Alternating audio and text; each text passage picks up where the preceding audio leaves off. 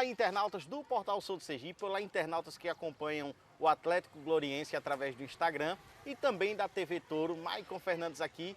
E hoje eu estou com ele, que já foi campeão da segunda divisão do Maranhão, campeonato do Maranhão, campeonato baiano, segunda divisão, e também campeonato sergipano, segunda divisão também, conhecido como o Rei dos Acessos. Ele, o novo, velho treinador, velho não na idade, mas em questão de conhecimento, Fernando Dourado, um velho conhecido já da torcida do Atlético Gloriense. Fernando, gostaria de agradecer, né, pela disponibilidade de bater esse papo com a gente, principalmente aqui para o Sou do Sergipe, para a Touro TV, né, e dizer que é uma enorme satisfação tê-lo de volta em nossa cidade. É uma satisfação minha, primeiro, agradecer pelo convite, Maicon. Você sabe o quanto eu te respeito como profissional também, te acompanho vocês. E retornar ao Atlético Gloriense é retornar à minha casa. Lugar que eu me senti bem, lugar que nós fomos todos abraçados, que nós demos retorno, né? Quando eu digo nós é porque eu não faço nada sozinho. Aqui nós quebramos alguns tabus, quebramos alguns paradigmas, deixamos a equipe na elite. Nós pegamos naquele período da competição a equipe com 3 pontos de um WO, né? Sim, contra a Maruinense, e deixamos a equipe com 15 pontos. Então é um trabalho não só do Fernando Dourado, mas aquilo que eu trouxe também como conceito, como metodologia. Porque treinador, Maicon, ele não pode ser um treinador só de 4 linhas. Ele tem que ser gestor de pessoas, gestor de conflitos, saber abraçar o grupo, e os atletas precisam comprar a ideia do treinador. Porque se o grupo não comprar a ideia, aquilo que a gente fala, né, o beabá da bola, a bola não entra na casinha. Esse é o contexto para se fazer um diferencial nesse futebol contemporâneo. Bom, mas antes de entrar assim, na questão do Atlético Gloriense em 2022, porque a apresentação já vai ocorrer aí nos próximos dias, nós vamos falar um pouco sobre sua carreira. O senhor começou como treinador no futebol ou primeiro aquela questão, né, a escadinha? Começou como atleta, para de jogar futebol e passa a ser treinador? Eu falo sempre que eu fui um atleta medíocre, né? Comecei na Tunaluso, poucos sabem disso, lá em Belém do Pará. Fui juvenil, juniores da Tuna, parei, fui estudar educação física, fui preparador físico durante muitos anos, aí me radiquei em Salvador, trabalhei no Bahia, no Vitória, Juazeiro, Fluminense de Feira, até chegar no Atlético de Alagoinhas e fazer essa transição em 2004. Nesse período nós conquistamos uma vaga para a Série C do Brasileiro com o Atlético de Alagoinhas. Na época não tinha Série D, então conquistaram essa vaga do extinto Campeonato Baiano de Profissionais do Interior, a Catuense, do nosso saudoso Antônio Pena, e o Atlético de Alagoinhas.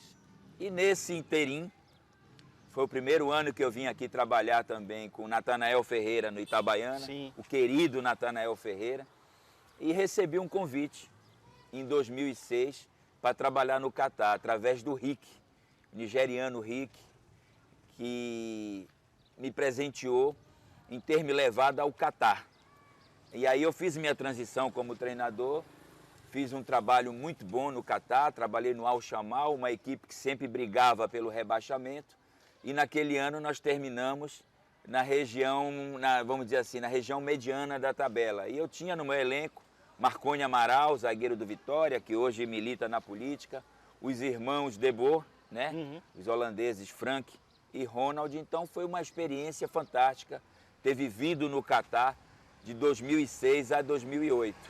Frank e Ronald De Boer, eles fizeram sucesso na Copa em 98, né? Já eram bastante conhecidos em 98, mas salvo engano, né? Eu sou um pouco jovem, salvo engano ali a ascensão deles maior foi na Copa de 94, né? Naquela, Isso. Já do ano 94, 98, e aí eles foram parando, né? E foram parar ali no Catar. Como foi essa experiência de iniciar sua carreira como treinador ali em si, né, propriamente, em 2004, e já sair para um outro país? Porque assim, é uma escola completamente diferente. A gente está falando de 2004, nós estamos em 2022.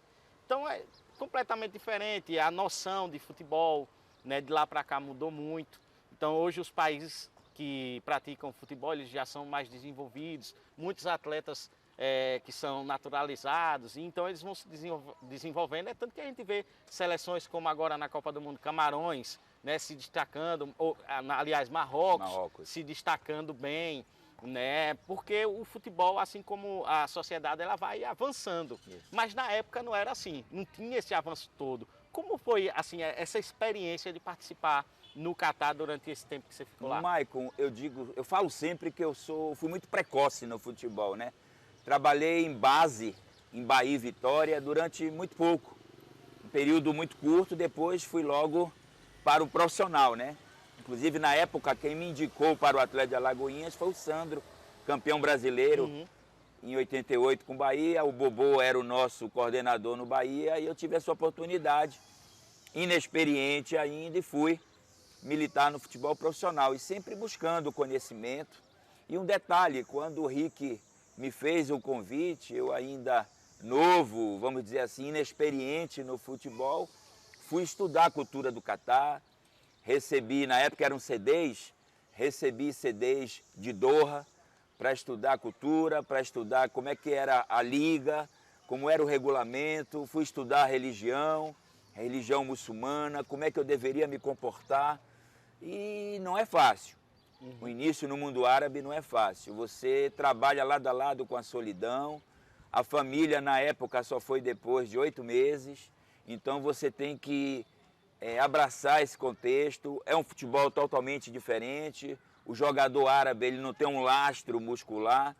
A carga de trabalho, de equilíbrio, de valências é diferente. A montagem é diferente. A forma de conduzir o treinamento é diferente. Na época, hoje melhorou muito isso no Catar. Os jogadores árabes tinham o hábito do tabagismo no intervalo do jogo, então eu já fui sabendo como é que funcionava esse mecanismo. Me adaptei à cultura, gostei, tanto que depois, já recentemente, fui à Líbia, que é um país africano, mas de cultura árabe. Estive na China também. E eu digo sempre, Maico, o futebol você aprende a cada momento. A cada dia que eu acordo, eu aprendo um pouco mais, né? Hoje eu tenho as licenças maiores, né, da CBF, da Comebol, da FIFA. Eu sou um treinador que tem uma licença Pro, que é a licença máxima, como se fosse o doutorado de futebol, o qual eu fiz com o Fernando Diniz, com o Gilson Kleina, com o Renato, com o Tite, com o Mano, Guto Ferreira, entre outros amigos, ou entre outros colegas, que nós tivemos esse prazer de reciclar. E o futebol, como eu falei anteriormente, você aprende a cada momento. Então, se você não se reciclar, se você não trabalhar a gestão, porque treinador ele não pode ser treinador de 4 linhas, entendeu? O treinador brasileiro ele não pode acomodar justamente pelo momento que nós estamos vivenciando dessa decadência do futebol brasileiro. E essa última Copa agora foi o retrato de tudo aquilo que eu falava nas minhas lives, que o Brasil, se continuar com essa ideia, com esse pensamento, nós vamos passar 20 anos sem ganhar uma Copa do Mundo. Você entrou aí no assunto que eu ia entrar já, sobre a China, né? Qual foi, assim, a diferença maior, né? O que mais chamou a atenção entre os... Vamos falar desses 3 países. Brasil, você já tinha trabalhado em 2004, inclusive aqui em Sergipe, né? Catar e a China. Qual o local?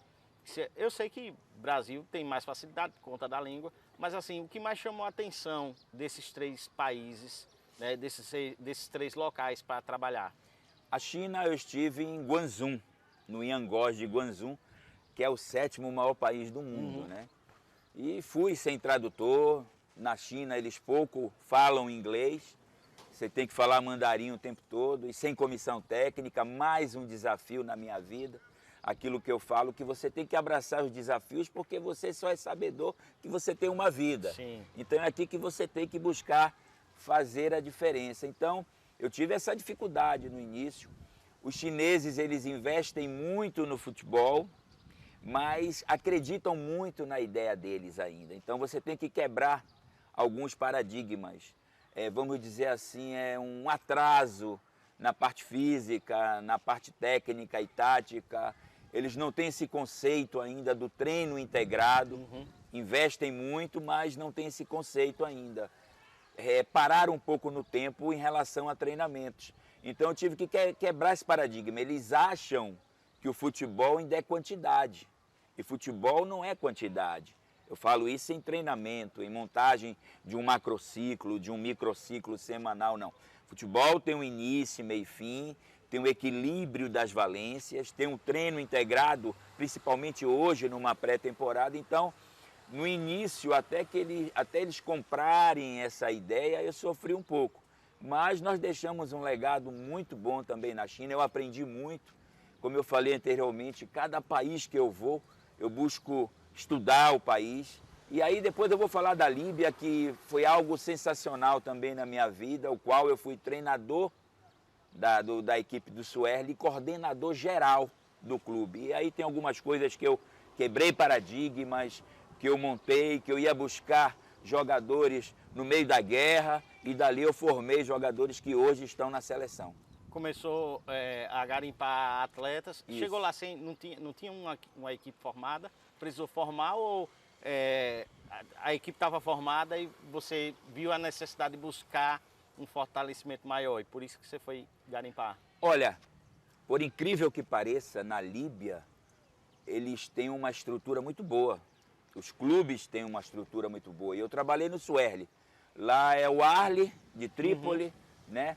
O Etihad de Trípoli, aí tem o Etihad Misurata, que é a cidade que eu trabalhei, o Suerli. Então são as grandes forças do futebol da Líbia. E eu digo que eu tive que quebrar alguns paradigmas. O porquê de quebrar mais uma vez paradigmas? Essa mentalidade que o jogador com 18, 19 anos, ele não pode chegar no profissional. Não. Eu disse, não senhor, se ele tiver qualidade, ele vai jogar no profissional com 17, 18. Então eles tinham que queimar as etapas ali. Não, passar pelas etapas. Sub-15, sub-17, sub-18, 23 e profissional. Então eu quebrei esse paradigma, eu quebrei esse conceito. E criei um cronograma de trabalho, o qual todas as categorias seguiam, sem quebrar o individual do atleta, mas seguiam um padrão de treinamento para chegar adaptado ao profissional. Então, nesse período, nós colocamos 4 jogadores na seleção. A equipe lá é de 1948 e nunca tinha colocado um jogador na seleção. Tanto que, quando já estava saindo do clube, que aí é a parte mais interessante, a federação me procurou para que eu fosse o responsável pela contratação e convocações de atletas para a federação. E nós tínhamos também brasileiros, né? O Matheus, que é um atacante que está na Líbia até hoje, o Matheus Henrique, que foi base do Bahia. Nós tínhamos o Pemasa, um jogador mais experiente, de 38 anos, que é de Roraima, e nos ajudaram nesse processo. E eu fui chamado para renovar o contrato. Uma semana depois, a guerra começou na Líbia. Eu tenho até 2 documentários que eu fiz, um jornalista de Campinas e outro de Curitiba. E ali, naquele período, nós ficamos 45 dias retidos no hotel, sem poder sair. Tentamos um acordo com a embaixada aqui, não conseguimos. E perdemos amigos na guerra, amigos do convívio, atletas do clube que foram à guerra, funcionários do hotel que nós morávamos. Então, nós tivemos que sair às pressas por Tunis, na Tunísia, fazendo uma escala em Casablanca, no Marrocos. Aí ficamos 4 dias em Tunis, mais 8 dias no Marrocos, até poder sair. Então eu digo que, eu não falo como dificuldades, essa experiência nos serve de aprendizado no futebol. E eu digo que eu sou grato a Deus e ao São Futebol, que me premiaram, me deram essa oportunidade de aprender e de estar aqui mais uma vez. E todo dia eu falo, futebol é busca de conhecimento, futebol é atualização. É igual o advogado, se ele não estudar o vade-mecum, se ele não se reciclar, ele não vai ficar para trás, vai ficar ultrapassado, e assim é o futebol. E esse estado de Sergipe, já antecipando, eu não tenho o porquê usar da demagogia, mas já é um estado que eu trabalho em 2005 aqui no Itabaiana, em 2012 eu fui campeão com a América aqui, perdendo uma partida com um grupo basicamente sergipano, Carlinhos Propriar, Alain Dinamite, entre outros. Depois peguei ali 11 jogadores, fui para o Lagarto em 2013. Sim. Eu tinha o Rudson, que era um goleiro baixo, um dos maiores pegadores de pênaltis que eu já vi, que é daqui de Sergipe também. E naquele ano conquistamos uma vaga para a Copa do Brasil com o Lagarto, basicamente com jogadores sergipanos. Retornei aqui em 2017. Você sem perder aí a linha, mas você conseguiu chegar a disputar essa partida da Copa do Brasil? Aí é que tá, que eu falei até com o Gabi nesses dias aqui. Nós conquistamos a vaga contra aquele time do Dário Lourenço, que era lá de Carmópolis, era o River Plate, que na época era o time que tinha um dos maiores investimentos aqui. E quebramos até a invencibilidade deles lá em Carmópolis, né? Foi 2-2 em Lagarto e lá foi 3-1 para a gente de virada. E naquele período eu saí, terminou a competição e eles jogaram a competição com Santa Cruz. Sim. No ano seguinte e foram eliminados na primeira fase. Aquilo que eu falo sempre aqui, poxa, uma cidade como Nossa Senhora da Glória, já pensou ter um calendário cheio para o Atlético Gloriense? Eu disse, não, se você, entre aspas, roer o osso, você tem que comer o filé também. Com certeza. Eu penso assim, sabe? Então, é um presente estar nesse estado. Eu sou paraense, morei em Salvador 35 anos, mas toda vez que eu chego em Sergipe, eu me sinto bem. Tive uma passagem também pelo Dourense, lá com o presidente Ronaldo também, que é uma pessoa que eu adoro.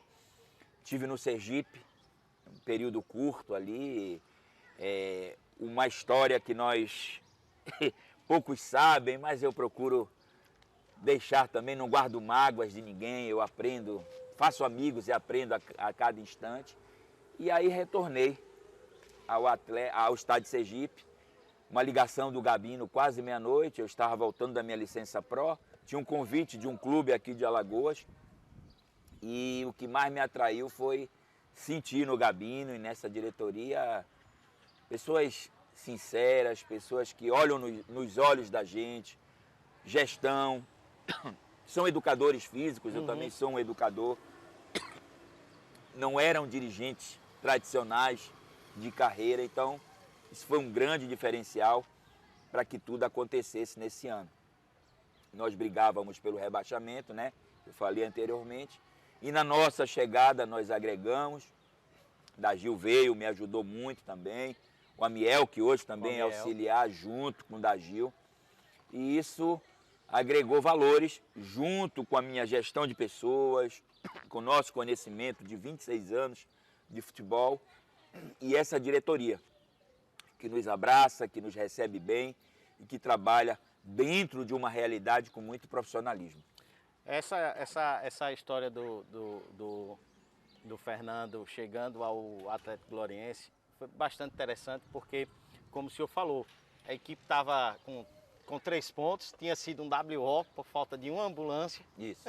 Bendita ambulância. Maruinense, né? Maruinense. Eu acho que naquele dia também a equipe venceria, né? Isso. No dia que eles foram com sangue no olho, faltou ambulância no estádio ali. A gente, assim, ri por um lado e chora por outro por conta da questão da desorganização, né? Que não pode acontecer uma coisa como essa. Mas, assim, a equipe com 3 pontos, e eu conversando com o Gabino no WhatsApp, e era 00:30 já, e ele tinha batido o martelo, eu disse, rapaz, deixa eu dar essa exclusiva. Aí ele disse, não, a rede social do clube e tal. Eu disse, então, a gente faz simultaneamente, você pode usar até meu material. E aí ele falou sobre o seu trabalho, que eu não conhecia ainda. Quem conhecia o seu trabalho era Normando, professor Normando. Professor Normando. Eu joguei com ele ali nos anos 2000, ali, no início dos anos 2000, disputei competições jogando com ele ali, né? E Normando, de vez em quando ele falava sobre um Fernando Dourado. Então, e eu, assim, passei a acompanhar o futebol sergipano tardiamente. Então, não tinha muito conhecimento de algumas coisas. E eu sou muito pesquisador. E aí eu fui lá e comecei a pesquisar. Disse, rapaz, eu acho que encontraram o cara certo. E aí mandei para Gabino, rapaz, aqui o perfil do professor é bacana. Ele disse, rapaz, estou confiante. Aí eu disse, confiante para classificar, e até então tinha 3 pontos. Ele disse, rapaz, confiante para manter aí, o objetivo é a gente se manter. Eu disse, mas vamos mudar essa linguagem. Quebrar esse paradigma, Quebrar, né? quebrar isso aí, tem que colocar na cabeça da galera aí, classificar. E é tanto que a gente quase que classifica.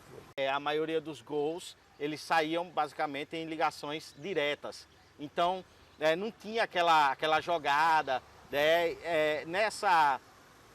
Porque eu não sei se pode perguntar isso aí, mas vamos lá, se puder responder, o senhor responde. Mas qual o atleta, né, que o senhor olhou assim e disse, olha, esse cara pode desencadear aí uma equipe muito competitiva, né, nesse ano, um destaque nesse time aí? Maico, grande pergunta. Eu falo sempre no futebol que ele é conjunto, tá?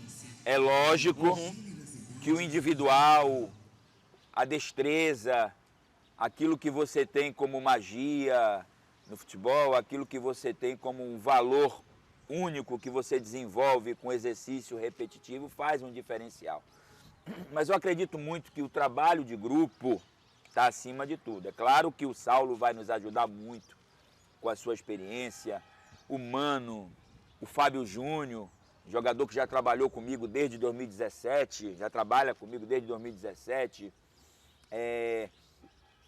o próprio Hugo, Maxwell, sabe, Jefinho que vem maturando muito, e esses jogadores 5, 6 que disputaram aqui, eu levei comigo pro projeto lá na Bahia, no Galícia. Entre outros jogadores que estão no elenco. Então, aquilo que eu falo sempre, em cima da sua pergunta, eu não trabalho, eu explico isso no primeiro dia, no meu grupo, eu não trabalho com jogadores suplentes, ditos reservas, eu trabalho com rotatividade. Sim. O futebol, para mim, ele é rotativo. É uma situação tática, é uma situação de jogo, de lesão, enfim, ou de lesões. Então, é lógico que se você for falar, vamos um exemplo de hoje, a Argentina. A Argentina tem um jogador mágico, um jogador de outro planeta que é o Messi. Mas sem o conjunto, a engrenagem não funciona. Verdade. Messi, para mim, hoje está acima de todos, como Maradona também foi acima de todos, sabe? Ganhou aquela Copa de 86 do jeito que ganhou. Então, o futebol está mudando.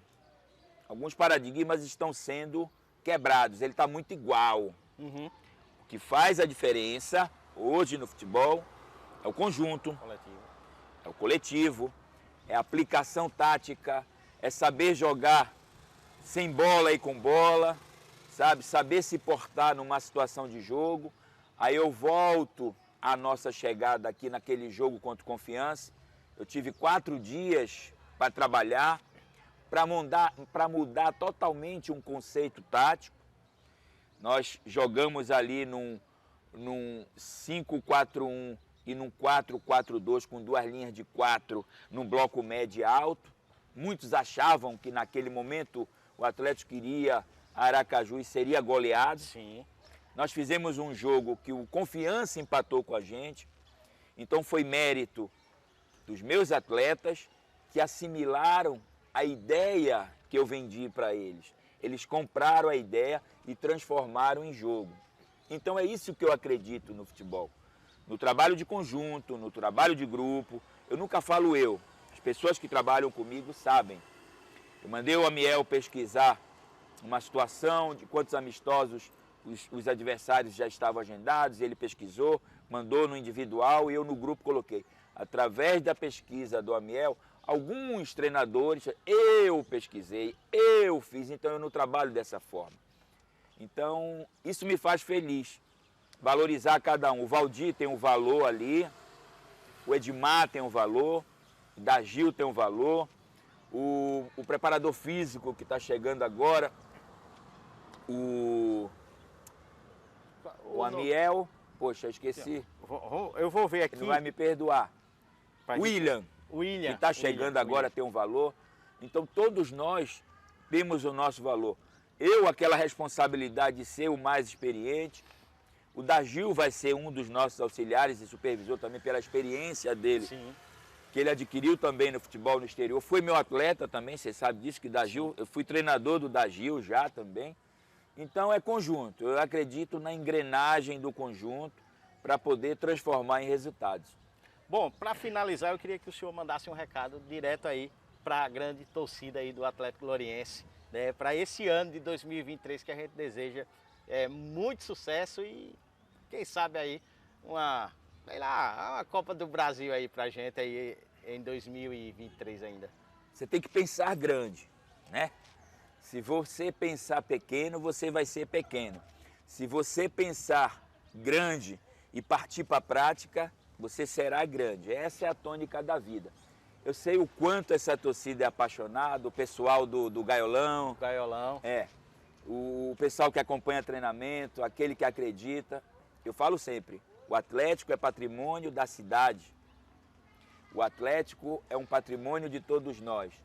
Ajudem o Atlético, compareçam, sejam sócios torcedores, ajudem, contribuem, porque é uma gestão que tem credibilidade.